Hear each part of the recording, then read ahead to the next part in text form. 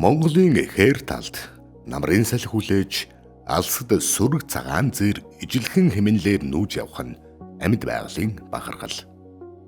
Тэд бол хээр талын зүрхний цохилт нүүдэлчин амьдралын бэлэг дэмдэг юм. Дэлхий дээрх цагаан зэрийн 98% нь Монголын нутагт байдаг. Цагаан зэрийн бэлчээрэлтээр ургамал сэргэж, хөрс амьсгалж, экосистемийн тэнцвэр хадгалагддаг. Тэдний нүүдэл малчин амьтдын хоол, ургамлын үрийн дархалт, байгаль орчны амьд хэлхээ юм.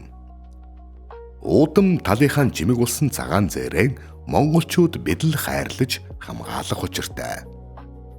Гэвч өнөөдөр тэдний зам өргөст тороор хаагдж, төллөх нутаг нь хүн малын хөл дарагдж байна. Хууль бус ангийн бууны дуунаар сүрэг цөөрж, байгалийн зүрхний цохилт аажмаар намжиж байна. Цагаан зэргүү бол ургамал доройтож, хөрс урайшин. Бидний үр хүүхэд энэ талд чөлөөтэй гүүх зээрийг харах эрхтэй. Байгальд амьд зээр сүргэлэх нь Монгол оршихын баталгаа. Цагаан зээрийг хамгаална гэдэг бол үр хүүхэдтэй өв үлдээжвэ хэрэг. Хээр талд зээрийн нүүдэл үргэлжлэх ёстой. Тэднийг хайрлая, тэднийг хамгаалъя.